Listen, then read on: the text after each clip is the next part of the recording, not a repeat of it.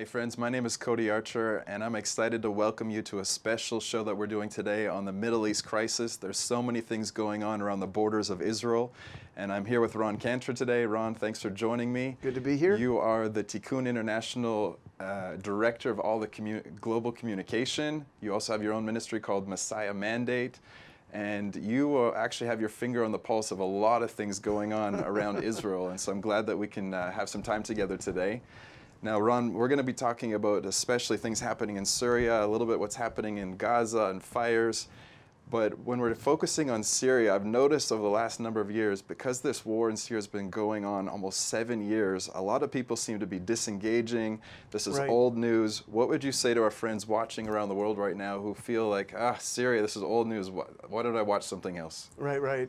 Well, first I want to say just thank you to everyone who helped us to build this studio, because now we can film whenever we want. We can wake up in the morning and say, this happened yesterday in Syria or Gaza, and we can communicate with people all over the world. We just want to thank everyone who donated to build this studio here at Revive Israel. So Syria fatigue. I understand it. I get it. There are certain subjects that I just can't hear anymore. I just turn off the TV. But here's why people should care about Syria. 500,000 people have been murdered between the Syrian government led by the dictator Bashar Assad. I hope he doesn't get upset that I butchered his name. You have ISIS, you have rebel groups, and then you have the Syrian people who've been caught in the middle. 500,000, that's the top number that estimates. 10 million refugees. Right now on the border of Israel, there are 300,000 displaced persons, Syrians, who are seeking refuge there. It is one of the greatest humanitarian crises in world history. So that's why people should care. Yeah.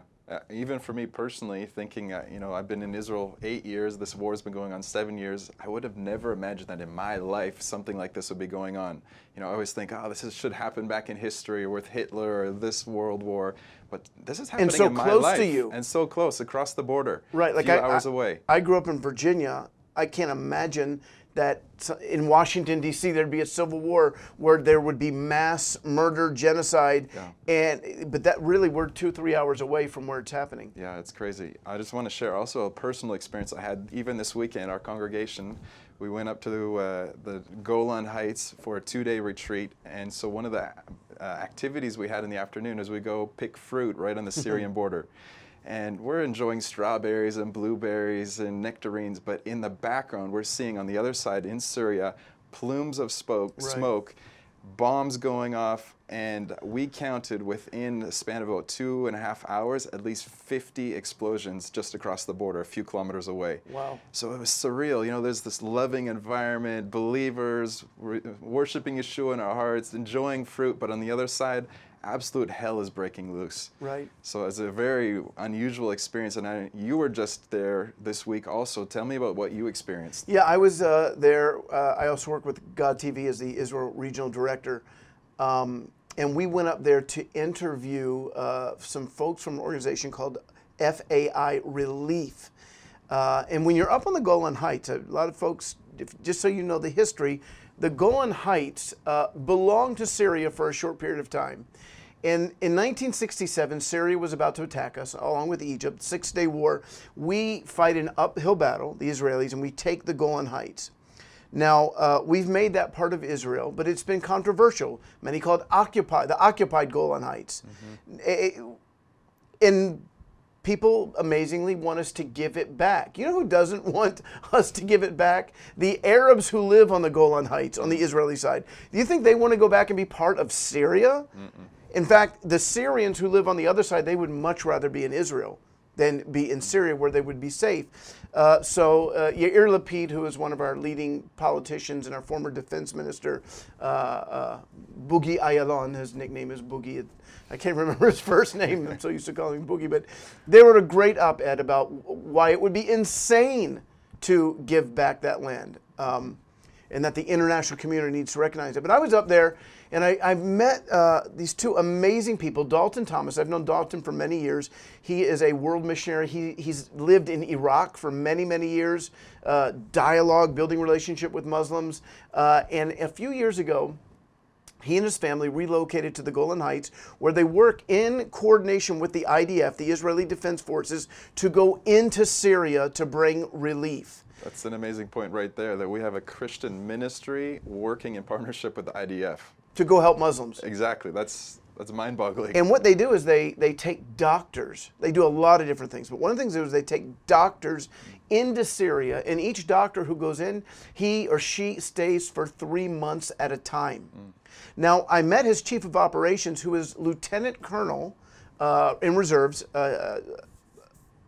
Marco Moreno. And Lieutenant Colonel Moreno, he retired maybe 2 years ago, but he was the architect of what's called the Good Neighbor program, or Operation Good Neighbor. At the beginning of the conflict, and we began to hear, when I say we, I mean the IDF, I'm not actually in the IDF, the Israeli side, begin to hear of these rebel groups in southern Syria, and they didn't know who they were, and they're thinking maybe they're good, maybe they're bad, maybe they're terrorists, maybe they're freedom fight. We don't know who they are. We didn't have much intelligence. So they decided, we want to make contact with them, but you can't send them an email. Right. You can't call them up. You don't know who they are. Yeah. So that very night that the IDF command in the north made that decision, a Syrian shepherd accidentally wandered with his sheep into Israel over the border. And they took him, they arrested him, and he was terrified. Wow. He thought the evil Israeli butchers are going to kill him. Yes. And they said, no, we don't want to hurt you, we want to talk to you. And he said, they said, we want you to go back into Syria. Well, first they asked him, do you, in your village, are there rebel groups? And he said, yes. He said, can you talk to them? Will they hurt you, or are you safe? He said, yes, I can talk to them. Mm-hmm. And they said, well, we want to have a conversation with them. Can you go back and tell them that? He said, sure, but how will they get in touch with you? So they tell him, you just tell them to come to the border fence and just shake the fence. We'll be there in 2 minutes. Hope it wasn't one of the electric ones. No, it was not. It is electric, but not in the, it will not electrocute you. Okay. It's just super technological, and Yeah. within 2 minutes, soldiers will be there. Yeah. So they came, 4 young Syrian men came. They shook the fence, and I think Lieutenant Colonel Moreno was one of them. They showed up and they had a conversation with them, and they said, "Who are you guys? What are your goals? What are your objectives?" And at the end, these guys said, "We know that we're going to die today." And they said, what do you mean? Why is that? He said, well, we know you're going to kill us, Israelis. Because they're taught, in Syria, you're taught from the time you're a little kid, we are evil, we are bloodthirsty, we are savages, we're the evil Zionists, and take over the world, imperialist. Yeah. They don't know, they've never been to Tel Aviv, they don't know what Israelis are really like. Mm-hmm. So they know, we know you're going to kill us, and if you don't kill us, you're going to tell Assad where we are, and he'll kill us. And they said, well, why did you come? And they said, because we're dead already. Wow. So they said, no, we're not who you think we are. Mm-hmm. We're good guys, and we really do want a relationship with you. And that began the Good Neighbor policy, or program, whereby Israel would take in wounded Syrians. We had a field hospital in the Golan Heights. Now they actually take them to our Israeli hospitals. And here's what's amazing, because you have now Christian doctors going into Syria and treating these people. Mm-hmm. The Muslims, the majority are Muslims, and they're thinking, oh my gosh, here's a Christian doctor who cares for me, loves me, and now they're taking me, where are they taking me? Oh, I'm going through the Israeli border. Oh no, the evil Zionists are going to get me, and suddenly they're in an Israeli hospital, and you have a Muslim doctor now. And if you go to any hospital in Israel, just so you guys know this, we have over 1 million Israeli Arabs. You go to any Israeli hospital, and there is a mix of Jewish and Arab doctors and nurses, everyone. And then there's Jewish doctors they're confused. They're like, wait a minute, aren't you the evil Zionist? Don't you hate us? Don't you want to kill us? So it's become an incredibly powerful witness. Wow. And Which actually opens up, or goes back to the first question I asked you, should people be engaged or interested in this? If you're only getting bad news, then yeah, I can understand you disengaging. But what you're telling me right now is there's actually real positive things. There's like pockets of light where good things are happening in the midst of some really bad stuff. Yeah. And that mixture is meant to inspire us to be praying and engaging. And yeah, this is I good. don't think there's any question at this point that the Syrians on the southern border with Israel wish Israel would take over the rest of the Golan Heights inside of Syria for their own protection. So I got to meet one of the doctors. Her name is Tanya. She's about 5 foot tall. She looks like she's 18. She's actually 29. She's got a medical degree. They call her the miracle doctor. I've seen video of her delivering a baby via C-section. Wow. And so I'm literally watching a baby come out of someone where they'd have nowhere else to go. Yeah, in a field hospital. Yeah, but not in the Golan Heights. She was actually in Syria. Wow. She goes in for 3 months at a time. We interviewed her the other day. It was all in Spanish, so I have to wait later to find out what she said. She's Peruvian, but she's just a sweet lover of Yeshua, and she loves these people. And she goes in. I got pictures of her with the stethoscope, and the little girl with her with the stethoscope, and another video of her talking to Arab women, training them. It's just amazing. And she's just one of many doctors. And you can go to fairelief.org if you are a medical professional or a psychologist and you want to donate your time to go into. It's really one of the most dangerous places in the world. But so far, praise God, they've been safe. They go in 3 months, they come out. My friend Dalton, we interviewed him on Sunday. Next day he went into Syria, and I believe he comes out tonight. Okay. So they're doing amazing work there. And when we get this special, we're doing a documentary for God TV. We'll let folks know about that. Wow. So we're talking about the crisis that's happening on the border. Tell us some more unique things about the border situation between Syria and Israel. What the buffer zone, some of the things with ISIS, and there's some really sensitive things, but also complicated. Well, yesterday, on Wednesday, the Prime Minister of Israel met with President Putin about what's going on at the border. Bibi didn't tell me what they're going to talk about, but I can guarantee you that he was going there. He went to Russia. I believe he attended the World Cup match last night. And but he went there to talk to Putin to say, hey, you better keep these Iranians, because the Syrians, it's not just Syrians, it's Hezbollah, which are backed by Iran. You have literally Iranian forces. And Bibi's saying, if these guys come into southern Syria, we will bomb them. We will kill them, because we are not going to let Iran build a terror infrastructure on the border of Israel. We're not going to do it. Just the other day, we really in all of Syria, we have said there will be no terror infrastructure from Iran, but particularly on the border, you're not coming in. And so many folks remember about a month ago, we completely destroyed all of Iran's everything they had been building in Syria. And so he met with him yesterday, and to say that. Now, why would Putin care what little Israel? I mean, Russia's huge, we're tiny. Well, Putin does not want Israel involved in this conflict. Israel could put Syria back in the Stone Age in 10 minutes. Yeah. And that's not good for Putin. Why? Because Syria is a client of Russia. They buy stuff from Russia, and Russia makes a lot of money, and Russia needs money. So he does not want Israel involved in this, because it would be devastating to his client, Syria. So my guess is that Putin will speak to the Iranians and say, you gotta, it's a delicate dance that they're doing there. Now, we mentioned the buffer zone. In 1973, Syria attacked Israel because we had taken the Golan Heights in 67. They attacked again. It's called the Yom Kippur War, and it was devastating for us. My wife remembers being 7 years old, 8 years old, and her brothers having to leave the synagogue on Yom Kippur to get into trucks and buses. They're all in the reserve army, and they had to go fight. And we won that war, but it was rough. And by 1974,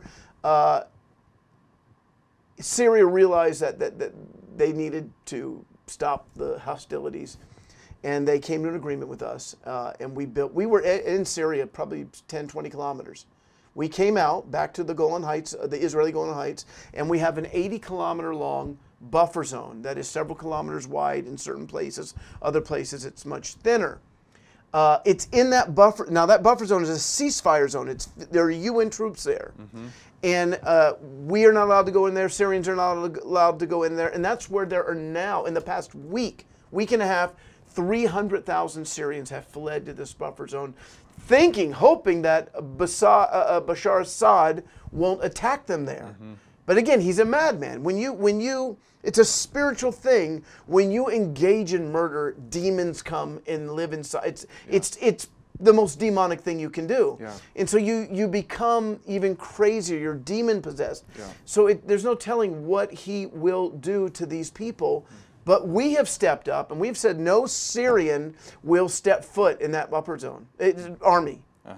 Military. Yes. We will protect these people, and we're going to protect Israel. We will. It is illegal on either side of the buffer zone for Israel or Syria to build up their military. Yeah. And so that's also what Bibi is saying to Putin. Do not let the Syrians come in there and build up their military, because we will take them out. Yeah, makes a lot of sense. Now, before I ask you about what's happening in Gaza also, I just want to ask you guys watching with us right now, would you take a second to just like and share this broadcast? You're getting a perspective from an Israeli Messianic Jew, Ron, who has his finger on the pulse of what's happening around Israel and the borders, and he has many connections. So would you just like and share this broadcast? I know there's many other people that need to be hearing some of these good reports of doctors, believing doctors having an impact, some of these partnerships that are being formed. There's some good news that is happening, and we need that diet every so often to have some of those spoonfuls of good news to really empower us to keep moving forward. So Ron, now... Just before we move to that, I just want to encourage folks to be praying Yeah. for revival in southern Syria, Yeah. because they're getting a perspective on, not just on Israel, but on believers. What a true believer is, that they were indoctrinated all their lives regarding the West. And that's why if you go into countries like Germany, there are lots of Syrian former Muslims that have come to faith. There's a move of God in Egypt. God is moving in the Muslim world, but we now have born-again, Spirit-filled, on-fire Christians going from Israel with the help of the IDF into Syria, being light and salt, and that is a good thing. This is good news. So let's go to Gaza. Yeah, so Gaza, this is also a complicated situation we've seen over the last few months. The big thing is fires, tents. Kites. I hope tents are going to get I hope that will be next. Kites have been sent across the border with fire on them, setting fields and thousands of acres on fire, destroying land and property here in Israel. What do you see happening in Gaza and the southern border of Israel right now? Well, it's difficult because right now we're not quite sure how to deal with this new, basically Hamas, instead of spending their time saying, how can we help the people of Gaza? Yeah. How can we help our constituents? How can we give them a better life? How can we build up our economy? They spend their time figuring out, how can we attack Israel and make life more miserable for our people? Yeah. Because the more miserable life is for the average Arab in Gaza, that's good for Hamas. Yeah. They want that, because they then will turn around and tell the whole world that's because of Israel. Yeah. When in fact, the average Israeli, we have goodwill towards the Gazans. We want them to be, I think I mentioned it on a previous broadcast, but my wife at 7 years old used to go shopping in Gaza with her dad. There was friendship before the PLO turned them against Israel. So now we have a situation where they will use kites, balloons, really even condoms to send over the border fire. And then these land in Israeli fields, I think I read yesterday, since March 31st, over 7,000 acres of Israeli land have been burned. Wow, that's significant. And this young girl, I got home the other day from the border, and my wife was watching the news, and there was a girl on TV being interviewed, and there was pictures. We're going to put them up on the screen right now. And they're rough. They're just screenshots that I took of my television. But it's a girl. In Israel, we have these fields all over the country, and they bloom at certain times of the year, and people love to go there, take pictures. Yes. It's illegal to pick these flowers because they're just so beautiful. Yeah. And in the spring, she was there, and she took pictures of her doing cartwheels, standing on her head, and she had all these pictures. Those fields now are soot, brown, completely charcoal. They're gone. So she went back and she took the same pictures again, the same poses in the same places, but you can see the difference. Now, you know, some people might say, hey, Ron, who really cares about your fields when people in Gaza are being killed? I understand that. Human beings are much more important than a field. But you have to understand that this hurts our economy greatly. And we don't want people in Gaza to die. Our goal in Gaza is to bring in aid, is to build them up. The problem is their leadership is a terrorist organization called Hamas, and they won't let us help. Instead, what they do is they will use men and rather women and children as human shields, hoping that, you know, they'll shoot bombs, rockets, and then have women and children there, so that when we respond, they can say, look at these evil Israelis, what they did. Taking out women and children. So it's a tragic situation. You know, to be honest with you, we'll survive the fires. Our economy is going to be okay. We have one of the strongest economies in the world. We're called the startup nation. We're going to be okay. My really deeper concern is for the people of Gaza, that they live in a Islamic prison. So yeah, that's good. I want to ask you also to give us a couple clear prayer points that people can really be praying with accuracy. And also, friends, as you're joining us, I want you not just to hear these prayer points from Ron, but that you'd really engage your heart and spend some time praying, declaring Yeshua's kingdom to come into these situations. So how can people be praying?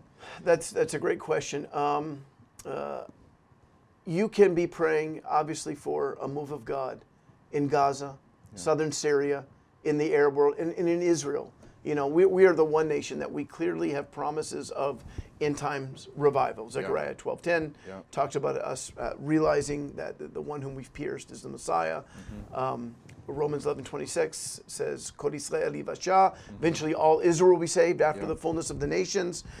So pray that those things will come to pass, that we'll begin to see a greater awakening here in Israel.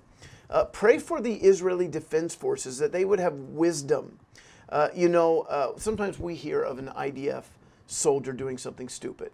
There was an IDF soldier who went to jail for a year because he killed a terrorist. The terrorist was still alive and on the ground, and he shot him. And now, again, you can't imagine Hamas prosecuting somebody for killing a wounded Israeli. He'd get a road named after him, or a city square. And a family get a mansion or something. Right, and a medal. Instead, we put our guys in jail because we're a just nation. But we don't condone that. I don't condone that. But you got to imagine being an 18, 19-year-old Israeli soldier, and you're scared for your life every day. Under a lot of pressure. Depending on where you are. And so you end up doing stupid things like that. Pray for wisdom for our soldiers. The average soldier, he's a computer geek. He's your next door neighbor. It's not like the American Army where you big tough guys. It's everyone. We're a reserve army. Everyone goes in the army. So pray for the IDF, that our soldiers would have wisdom, that we would have supernatural wisdom in how to combat terror. Pray for the world leaders, that they would act righteously. Obviously, everything is pointing towards the coming of Yeshua. It's not like we're going to have peace all over the world and then Jesus comes back. The Bible's very clear, wars, rumors of wars. It doesn't mean that we shouldn't pray for peace. But eventually there's going to be an Antichrist figure, and he's going to do a lot of bad stuff, and then Yeshua's going to come back and build his kingdom. But we should be praying in the midst of all that for a move of God, for revival.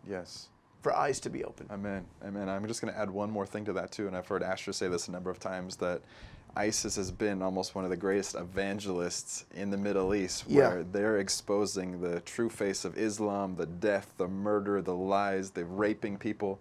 And so other Muslims are looking at it, I don't want anything to do with this. So we can be praying also that eyes would continue to be opened to the vanity that is in Islam, that it's a false religion, that Yeshua is the way, the truth, and the life. So friends, we want to just encourage you, pray these points that Ron's talking about. Pray also for eyes to be open throughout the Middle East and around the world to expose the falseness of Islam. And we just want to say thank you for joining us for today's special episode on the crisis on the borders. And we hope to bring more shows like this to you in the future. Let us know in the comments as well. Have you enjoyed this show? Would you like to see more of this kind of content? We'd love to hear your feedback. We really appreciate that. And please go ahead, share and like this broadcast. And we look forward to seeing you again soon. Bye.